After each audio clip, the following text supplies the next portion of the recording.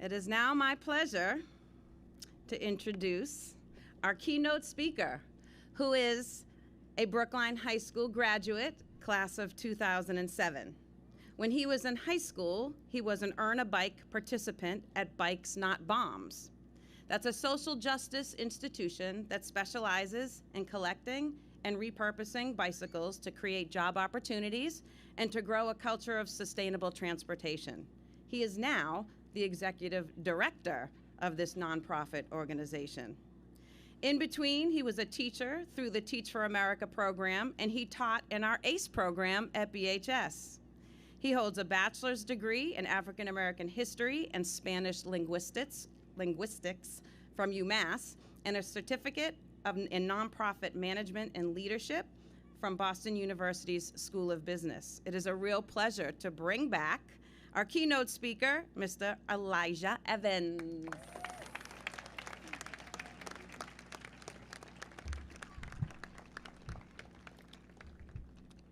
Class of 2022, how does it feel? You're almost there. I have the joy of being the last speaker before you get your diplomas. I promise I'll be brief. Good afternoon, everyone. Dean Redding, Head of School Meyer, Superintendent Guillory, thank you so much for the opportunity to be here today. My name is Elijah Evans. For the last 5 years, I've served as the Executive Director of Bikes Not Bombs, a nonprofit in Jamaica Plain. Since 2003, I've witnessed the incredible growth of the organization. At the same time, Bikes Not Bombs has been a huge part of my leadership journey. Class of 2022, I am so grateful to share this day with you and your families as you celebrate your journey and accomplishments here at BHS. We are truly living through extraordinary times, and that calls for extraordinary leadership. I think it's safe to say we're all looking to you to be leaders of today. I want to start by sharing 3 important things. First and foremost, I want to give thanks to God and my mom for getting me this far. Second, I have to say, without the MECRO program, I literally wouldn't be the leader that I am today.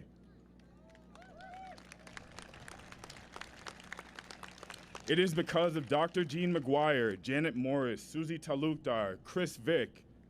In fact, Dr. Vick actually helped me make the decision to go to UMass by helping me reflect on what was most important to me.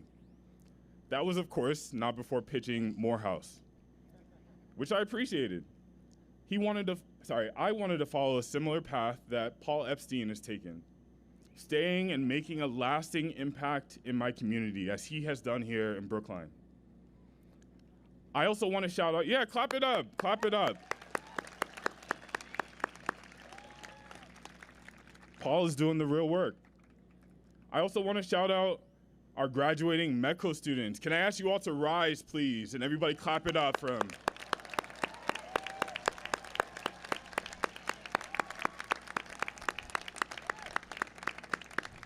And then I also want to give a shout out to Keith Lazama and Malcolm Cawthorn for carrying the torch forward.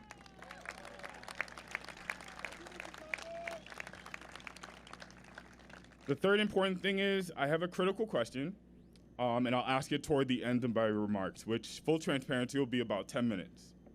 A bit about me and my background. I was born in Brooklyn, and raised in Boston by a single mom from the island of Trinidad and Tobago, who worked tirelessly as a nurse to provide for my family and my education. My middle name is Mandela, and that has always served as a sense of pride for me. Nelson Mandela once said, "To be free is not merely to cast off one's chains, but to live in a way that respects and enhances the freedom of others."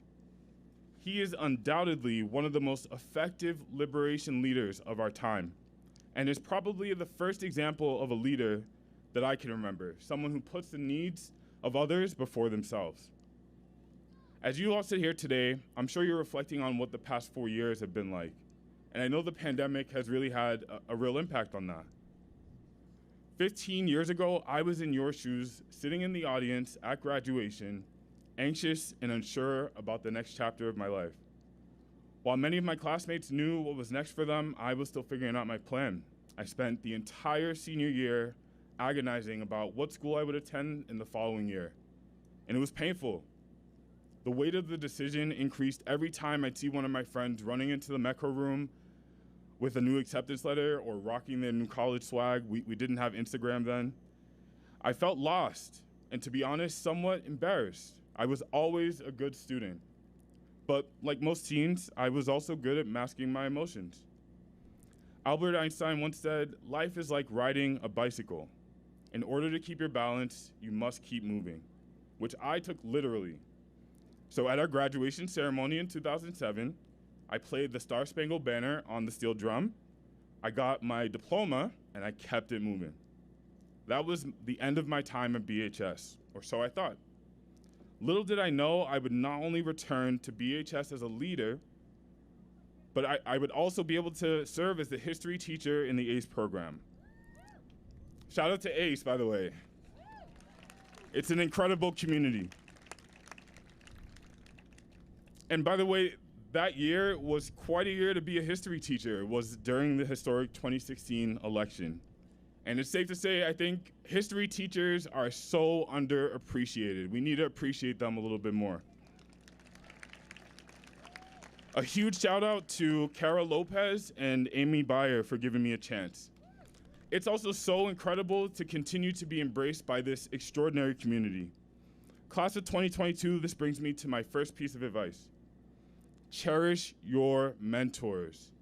Cherish your role models, the folks who define your community, the folks who helped you along the way, starting with your families, of course, and also your teachers, your counselors, social workers, support staff, deans, school and town leaders, and friends. Let's show them some love. Let's clap it up for your community. You wouldn't be here without them.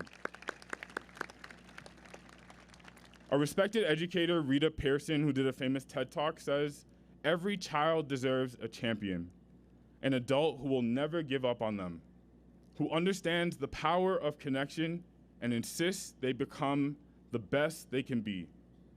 So, and this is the last series of shout-outs, I promise. I just want to take a moment to shout out some of the champions in my life, folks whose shoulders I stand on. I want to show love to Ellen Hers, my phenomenal guidance counselor. I know she's some of yours as well.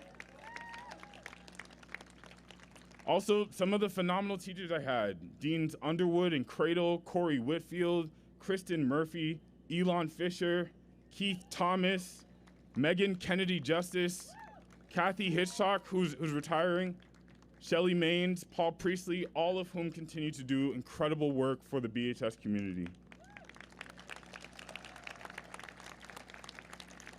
All of you, and too many more to mention, were instrumental in my journey to leading Bikes Not Bombs, a 38-year-old organization that uses the bicycle as a vehicle for social change to achieve economic mobility for Black and other marginalized people in Boston and the Global South.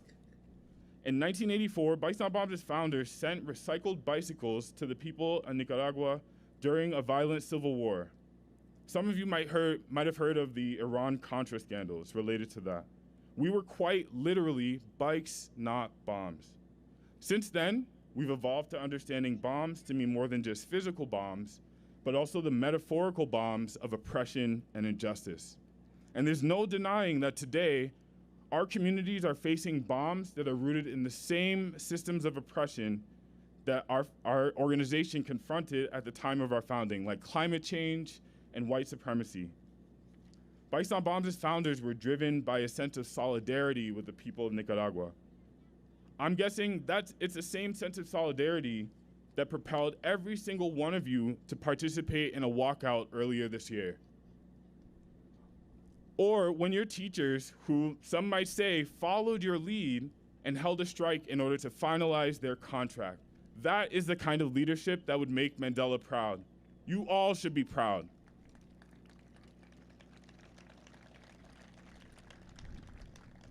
For me, the path to leadership has been a journey.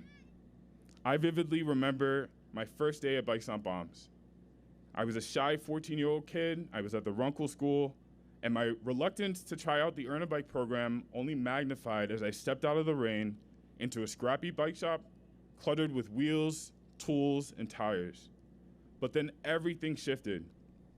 I entered the Earn a Bike space within the chaos of bike parts was a vibrant group of young people who welcomed me. In Metco, while I had access to a great education and network of friends, I often felt torn between two really different communities. In Brookline, I was too black. In Dorchester, I wasn't black enough. I didn't realize it then, but I was searching for community. At Bikes on Bombs, staff and peers immediately embraced me, appreciating me for what I could contribute. I knew I belonged. When that first program ended, I was motivated to do whatever it took to remain connected. So I signed up to volunteer, and 1 year later, I landed my first job ever, teaching other youth in Earn a Bike, and then later working in our bike shop. I was so proud, I started to see myself as a leader, making change every single day. When I joined Teach for America in 2014, I taught 8th grade social studies in Chelsea, Massachusetts, one of our gateway cities. The moment I first realized the dream of teaching could come true was teaching Earn a Bike at Bikes on Bombs. That's powerful. Class of 2022, this is my second and final piece of advice. There are two mantras that I learned from Teach for America that I share and offer to you today. Start with why and trust the process.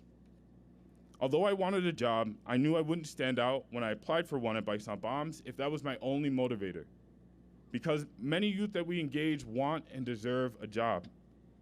For me, I decided it was more important to show that I was reliable and committed to the mission. And if I could prove myself, the job would eventually come, and it did, and the rest is history.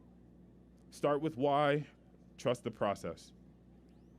A clear why paints a clear vision and propels leaders to act as catalysts for social change. I am extremely proud to be part of a movement that lifts voices, advances economic mobility, nurtures communities, and changes lives. Class of 2022, this is the important question. Are you a leader? If so, please stand. Are you a leader? And stay standing for a moment. Look around you and consider who are the leaders around you. How can we support one another? How can we create sustainable change? How can we develop more leaders? John Quincy Adams once said, if your actions inspire others to dream more, learn more, do more, and become more, then you are a leader. I think it's time we do away with this notion that young people are the future. We need fresh ideas now. We need fresh perspective now. And the only way that that happens is when we establish and embrace a culture where your leadership is valued, because you are more than capable, and honestly, sometimes you're better at leading. Today, I invite you to join us. We need leaders in the movement. You may be seated. So just to recap my advice to you, cherish your mentors, cherish your community. Start with why and trust the process. As I close, I leave you all with the same quote by former First Lady Rosalind Carter that I included under my yearbook photo in 2007. A leader takes people where they want to go.